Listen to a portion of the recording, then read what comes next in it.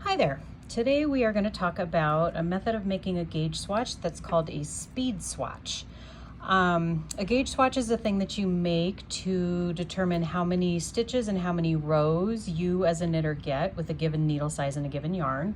And the reason that's important is so that if you're making a pattern for something that needs to fit you or turn out a specific size, that you get the correct number of stitches and rows per inch so that your finished piece turns out the size that you expect it to turn out.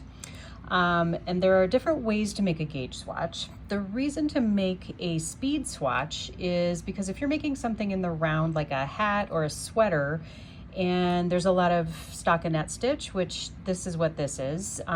If you're working flat to do stockinette stitch, you're gonna knit a row and then purl a row, which is gonna give you fabric that looks like this. When you're working in the round, you're only gonna be knitting to achieve this same look. A lot of people have what's called a gauge disparity between their knit and purl stitches, which means a lot of people can knit looser or tighter than they purl.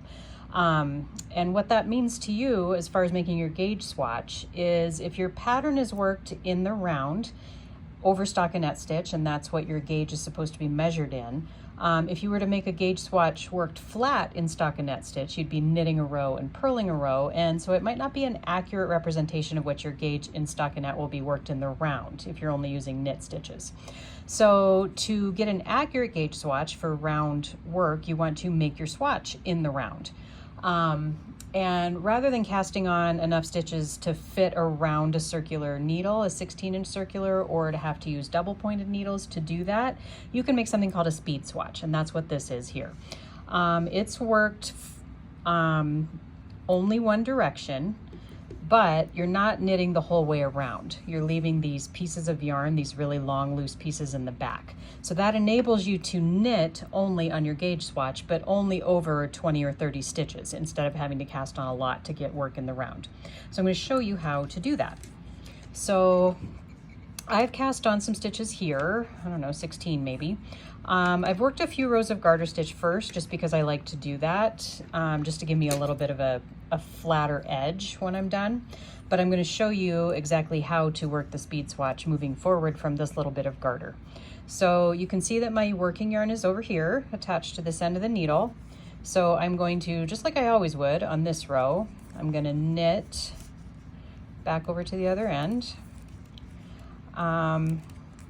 When you're making your gauge swatch, no matter what method you're using, it's really important to use the same kind of needles that you intend to use on your project.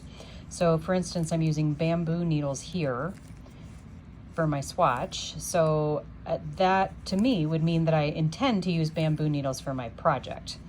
The type of needle material can really influence how tightly or loosely you knit, so you want to keep that consistent. Okay, so now I've gotten to the end of my round. Now rather than turning it over to begin a new round, I'm gonna leave my working yarn over here on the left, and I'm just going to slide my needle tip so that my stitches are over here on this needle tip ready to be worked. My working yarn is on this end, so I'm just going to pull it across the back. And you can leave a little more slack than that. I mean, you can leave it so that it's good and loose. Okay, so just pull it across the back and then kind of hang on to it so it can't really move, and then just knit another row. So the previous little bit that I started with was knit every row, but I was turning it back and forth, so it gave me garter stitch. But by knitting every row this way, you'll see in a minute that I'll have what looks like stockinette stitch. Okay, so here we go. You'll be able to see it in a second. So you just continue to do that. When you get to the end of your row, you don't turn it. You slide it back over to the other end of the needle tip and repeat. Okay, so we're back here. I'm not going to turn it. I'm going to pull my needle and just slide the stitches back to that end. Here's that float from before. I'm going to pull my working yarn over here, hold on to it, and knit again. Okay, and you're just going to do that for as many rows as you need to. So when I get to the end of this row, I'll show you that we have what looks like stockinette.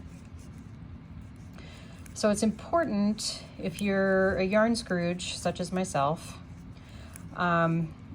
you can leave a tighter float across the back if you want to, but that means that in order to accurately measure this piece after you've blocked your swatch, you'll have to cut it open. I don't like to cut mine open because then it's kind of wasted yarn.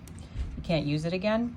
So I like to make sure that my floats are long enough across the back that I can fully flatten out my gauge swatch after it's blocked and measure it that way so that I don't have to cut it to open it. So here you go. You can see stockinette stitch, even though I only knitted. There's the garter stitch from before. So I would just continue that for as long as I needed to give me enough to measure my row gauge.